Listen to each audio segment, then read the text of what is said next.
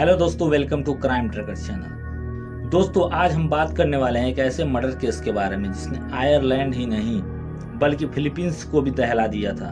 आज मैं बताऊंगा इस वीडियो में कि आखिर कैसे एक अजनबी इंसान ने बिना किसी वजह के एक खूबसूरत लड़की को मौत के घाट उतार दिया। आपसे गुजारिश है कि वीडियो अंत तक जरूर देखें। तो चलिए शुरू करते हैं शुरू से। दोस्तों, जस्टिन वाल्डेज के माता पिता फिलीपींस के थे। वहीं जस्टिन का जन्म फिलीपींस में हुआ था। जब जस्टिन छोटी थी तो जस्टिन के माता पिता ने बेटी की अच्छी परवरिश के लिए आयरलैंड शिफ्ट हो गए। जस्टिन के माता पिता हर महीने फिलीपींस में जस्टिन के लिए पैसे भेजते। उन पैसे को जस्टिन की नानी रिसीव करती और फिर जस्टिन की खूब अच्छे से देखभाल करती। एक तरह से कहें तो जस्टिन एक आलीशान जिंदगी गुजार रही थी। दोस्तों, सब कुछ अच्छा चल रहा था जस्टिन और उनके परिवार के बीच में। वहीं जब जस्टिन 19 साल की हुई तो जस्टिन के माता पिता ने जस्टिन को आयरलैंड बुला लिया और फिर जस्टिन आयरलैंड शिफ्ट हो गई। जस्टिन आयरलैंड में ही टेलाघट इंस्टीट्यूट ऑफ टेक्नोलॉजी में अकाउंटिंग और फाइनेंस की पढ़ाई करने लगी। हालांकि मैं आपको बता दूं, जस्टिन काउंटली बिकलो के एक बेकरी स्टोर में पार्ट टाइम जॉब भी करती थी। दोस्तों, शनिवार 19 मई 2018 को जस्टिन वाल्डेज अपने घर के लाइसेंस को रिन्यू कराने पास के ही पुलिस स्टेशन गई। तभी जस्टिन की मां ने जस्टिन को कहा कि शाम को आते टाइम एक ब्रेड लेके आना। जस्टिन ने एसएमएस में ओके लिख कर सेंड कर दिया। दोस्तों, जस्टिन पुलिस स्टेशन में अपने घर के लाइसेंस को रिन्यू कराकर जिम चली गई। फिर पास के ही एक सुपरमार्केट से उसने एक ब्रेड का पैकेट लिया। शाम 5:40 पर जस्टिन ब्रेड से 185 नंबर की बस पकड़कर एनिस्केरी वापस आ गई। वहां से उसने R760 किलकोर्नी रोड, जहां से उसकी घर की दूरी तय करने में 15 से 20 मिनट लगते थे, वो भी पैदल जाने में। हालांकि मैं आपको बता दूं, जस्टिन कभी घर पहुंची ही नहीं, क्योंकि अब कहानी में दूसरे किरदार यानी कातिल की एंट्री हुई। दरअसल मार्क हेनरी 40 साल का एक आयरलैंड का एक नागरिक, जिसके 2 बच्चे और एक बीवी भी थी।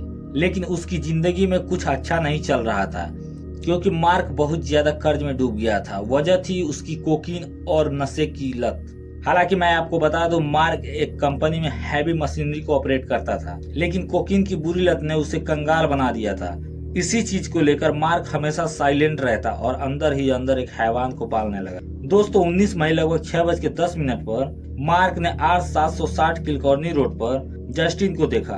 उस वक्त मार्क जस्टिन को देखकर अपना आपा खो बैठा, क्योंकि मार्क नशे में था और जस्टिन बेहद ही खूबसूरत लड़की थी और ऊपर से उसने जिम कॉस्ट्यूम पहना था। जिससे देख मार्क अपनी ब्लैक निशान कार जस्टिन के पास लेकर गया। जस्टिन को जबरदस्ती कार में बैठा लिया और फिर मार्क कार को तेजी से जंगल की ओर लेके जाने लगा।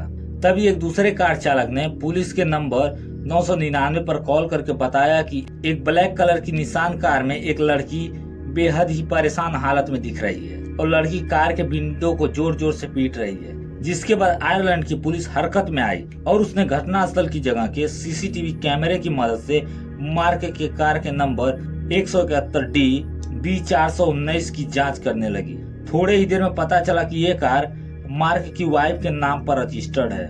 वही जस्टिन के माता पिता को लगभग 11:30 बजे पुलिस द्वारा यह खबर दी गई कि जस्टिन लापता हो गई है।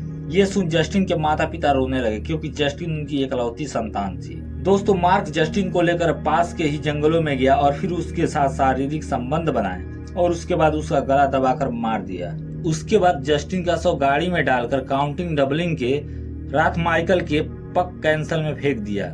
इधर पुलिस मार्क के फोटो और उसकी गाड़ी की तस्वीर पूरे टीवी चैनलों पर चलवाने लगी। तभी एक महिला को रोड पर मार्क की कार अचानक नजर आ गई और उस महिला ने तुरंत पुलिस को कॉल किया, जिसके बाद पुलिस हेलीकॉप्टर और कार की मदद से मार्क को घेरने में कामयाब रही। दोस्तों, मार्क ने जब जस्टिन का यौन शोषण किया और उसका जब नशा उतरा तो उसे अपनी गलती का एहसास हुआ और उसने एक चाकू की मदद से अपनी जान खुद लेनी चाहिए। उसने अपने शरीर पर 5 बार चाकू से मारा, लेकिन वो मरा नहीं। तभी पुलिस वालों ने हेलीकॉप्टर से मार्क को घेर लिया और उसे कानून के हवाले करने की बात करने लगे, जिसे मार्क ने ठुकरा दिया। तभी पुलिस के एक जवान ने मार्क के कंधे के पास में एक गोली मारी और फिर दूसरी मार्क के सिर में लग गई, जिसके कारण मार्क वहीं मर गया। जब मार्क के गाड़ी की तलाश की गई तो मार्क की गाड़ी से एक खून से सना हुआ लेटर मिला, जिसे पढ़ना बहुत मुश्किल था। लेकिन पुलिस और जांच एजेंसियों ने इसके 3 शब्द पढ़ लिए जिसमें पक का महल और सॉरी लिखा था। हालांकि खोजबीन के बाद जस्टिन का शव सोमवार 21 मई 2018 को काउंटी डबलिन के राथमाइकल के एक पक कैंसल से बरामद हुआ। दोस्तों, जस्टिन के माता पिता ने कहा कि मैंने अपना सब कुछ खो दिया, अब हम मुस्कुरा भी नहीं सकते, जिसके लिए हमने इतनी मेहनत की, आज वो हमारे बीच नहीं रहे। दोस्तों, आपकी क्या राय है इस केस के बारे में हमें कमेंट के माध्यम से जरूर बताइए, और अगर हमारी मेहनत आपको पसंद आई तो हमारे क्राइम ट्रैकर चैनल को लाइक करें, सब्सक्राइब करें। जय हिंद, वंदे मातरम।